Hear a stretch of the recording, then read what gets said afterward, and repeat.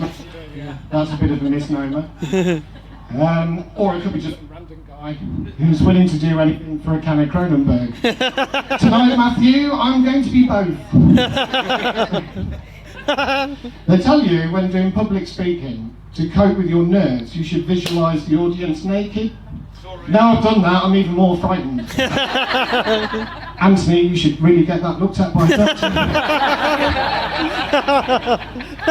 Before I get started, I should point out this has been the hardest speech I've ever had to write, mainly because it's my only one, but also those of you who know me know my sense of humour is somewhat dark and twisted and makes your car cry in the shower. When you consider my source material, Craig, coming up with a speech that Evelyn could hear is pretty bloody impossible. But here you go. Fortunately, Billy asked me to keep the speech under... Really? Asked me to keep the speech to under 2.5 minutes. Give up on that. Now, Biddy asked me to keep the speech to under 2.5 minutes, presumably so it doesn't last longer than the consummation. There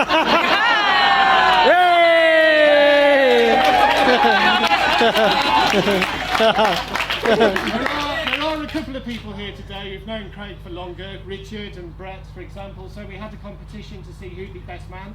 I lost. But at least I got to take a biscuit home with me. Anyway, in the capacity of best man, I'd like to welcome you all to Craig and Billy. I first met Craig at the age of 13 at school, where our similar humour ensured that we pretty much hit it off right from the bat. And as a consequence, with Craig around, I was also upgraded to the second most unpopular kid in the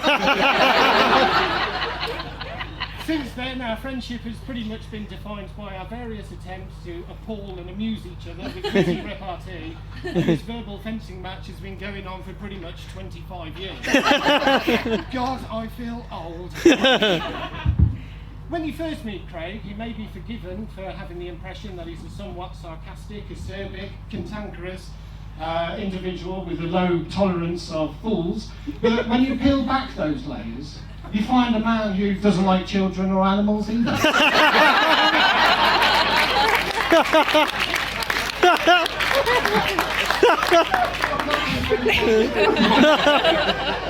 Craig, of course, does have many positive qualities. A firm grip, dexterous fingers. On an unrelated note, he can play the guitar. I'm probably the least qualified here to extol his musical virtues. I think they're quite apparent to anyone who's heard him play, unless you've heard Rosetta Fire, obviously. Obviously, Craig's quite active on the current musical scene, but I think he'll probably most fondly recall his days with the band Superfly Blue, or Creme Brulee, as we call them. They even played Ronnie Scott's once, back then. Oh, twice, sorry. They called you back, really? Back then, Craig could walk in urinal and heads would turn. Actually, we still do, but... For me, apart from his humour, I'm most impressed with Craig's fierce loyalty to those he deems worthy of it, and I say that in all sincerity. Yeah, that's not at all. And even then he'd quite tell you how crap you are at everything you do. But, you know, most of us can be quite fickle in our affectations over the years. Friendships wax and wane, but Craig has always been incredibly, incredibly solid as a friend, and there's no denying that. It is that quality, amongst humour and many others, that means someone like Craig is what you want by your side when the chips are down, the times are dark. I mean, I've personally been praying for a zombie apocalypse for some time, and I want Craig right by my side, not just because I'm pretty sure I can run faster. It's traditional to regale the wedding guests. You're right. With tales of, well, stop looking at the humiliation involving the groom, such as the time when accompanying a friend on a fishing trip he lost a fight with some brambles and ended up in the canal, much to the delight of his companion, and any localised newspaper reports of manatee sightings were entirely or the time a group of us were pursued by a local bully and Craig's escape attempt was entirely foiled by a low fence. There's also a famous tale of him being found tied naked to some rugby goalposts at school, which is entirely untrue. I'll give it a... Yeah, I think it might be the battery. It's entirely untrue, but funny nonetheless. However, you ready for this? Yeah. However, my personal favourite involves a rather unorthodox use of a washing line. I hope you recall, Craig, many years ago you and Andrew Cadby found an abandoned box outside of the Working Men's Social Club in Hampton in Arden. The contents, I think that's what Andy said. The contents of this box can only be described as a veritable treasure trove for any boy in his early teens. I gather the articles therein were somewhat rain-sodden and slug-ridden. And I believe Craig then, after returning this box to their little den, whatever that is, Craig spent the next couple of hours diligently hanging these articles to dry for future use. So you can't tell the audience here what was in the box. No. I'm sure they can guess. In any case, I think it was your soiled clothes. To be fair, Biddy, at least it shows he can be domesticated with the right incentive. I think I've poked enough fun at you already, mate. The worst is over. Yeah. Now, mostly.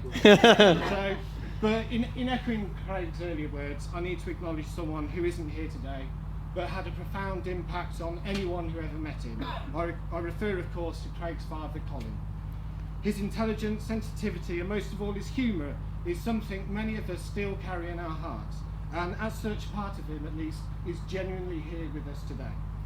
As an example of the kind of guy he was, I submit the following story. I think it was effectively my 15th birthday, and due to my family circumstances, my parents used to work abroad a lot. I wasn't locked in the cellar with Pennywise the Clown or anything. I was home alone, and I know Craig told his father Colin about that, and knowing the man Colin is, the very idea of someone spending their birthday all alone, twiddling their thumbs, that's what I'm saying, was a complete anathema to him. And before I knew it, Craig and Colin had turned up and basically whisked me out for an evening out. And Colin took the three of us to a local restaurant, where, if you know Colin, you know you'd have a great, fantastic evening, full of laughter, and I particularly remember the look of disgust on the waitress's face when we'd all ordered expensive steaks, and when she asked how we wanted them, we all asked them to be burnt to a crisp. Classic. I missed the opportunity, or I didn't take the opportunity as an adult to go back to Colin and thank him and express to him how much that evening meant to me. But I can do it to you, Craig, in front of everyone here. Thanks, mate, and thanks to your old man. Really meant a lot. Neither of us are particularly affectionate in sobriety. Anyway, there was this one time in Brighton. Was that you? But for that one evening, and for many more after, I'd like to, just this once, and this once only, give you a bit of a hug.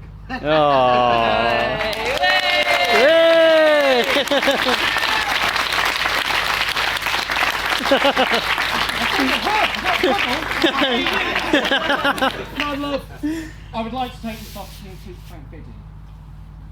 You look fantastic today, and do you know what? It's just a pale reflection of the person you really are.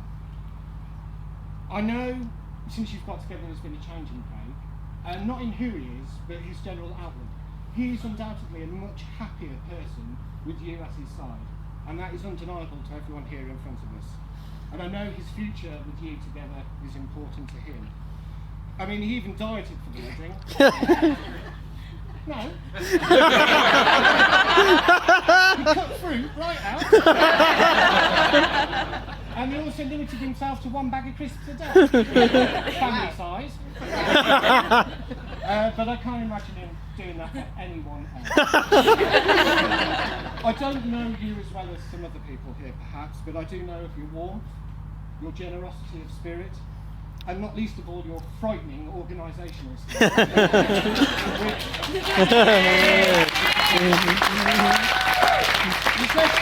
She's going to need when she's doing his laundry. I believe you've also been a source of strength to Craig's mum Evelyn over the last 18 months.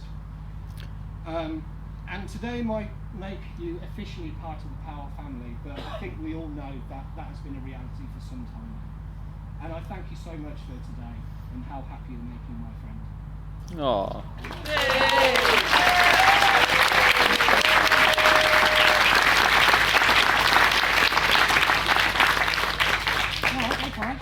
I would also like to thank Craig's mum, Evelyn.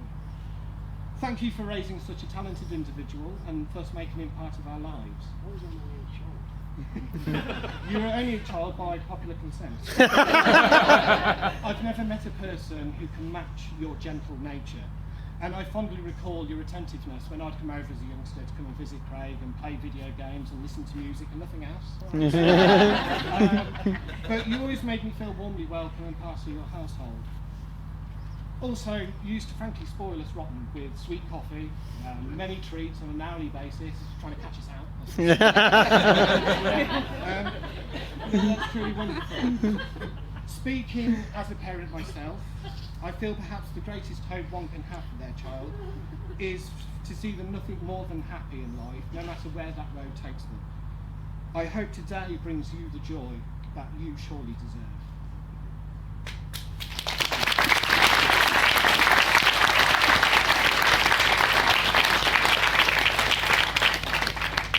First time I got the clap. I want to thank Emily Knight for being a fantastic maid of honour today. You truly are. You look She wasn't the bride. Yeah. Great bride. Well, later on maybe. No, you look fantastic today, and I can see Matt's going to be fighting some men off later. And because he's quite attractive. But more importantly, I know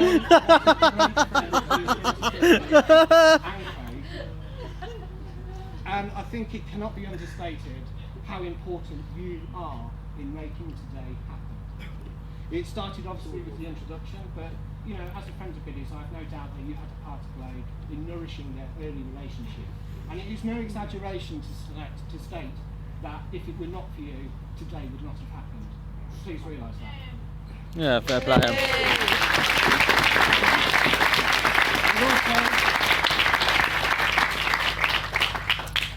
Ideally, you'd be crying.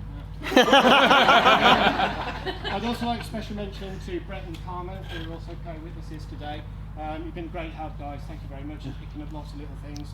I would have noticed me earlier sweating and being rather panicky, and it's these two guys that have been a big help in making my job a little bit easier. So thank you very much.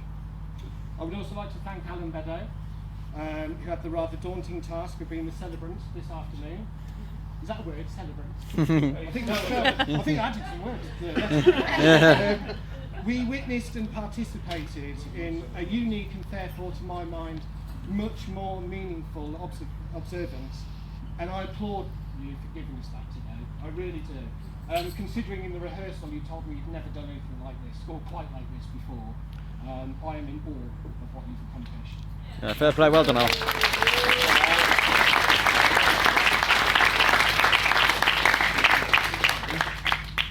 Finally, I would like to thank everyone else here today. No one has been invited as a matter of formality or social politics. You are all here because Craig and Biddy want you here, and that tells me that you're all someone a little bit special and to varying degrees integral in their lives. I applaud that and thank you, even if I don't know you. You are part of what makes today something a little bit special and memorable. So thank you, everyone. Oh, well, thanks, sir.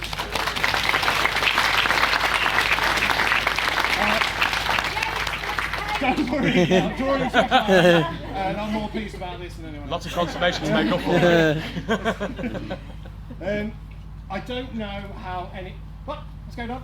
Sit down, do you mind? Sorry, No, that's quite all right. I don't know how you all measure your successes in life, but for me it just boils down to having more happy memories than sad ones. And Craig and Biddy's marriage has given us all the encouragement to find that success in all our own lives. And so for this great day and this perfect memory, I have the honour to invite you all to be upstanding and join me in toasting the newest Mr. and Mrs. Powell, bride and groom. Bride and groom! Cheers, guys. Yay! You next then, Kerry. Well done, Kerry.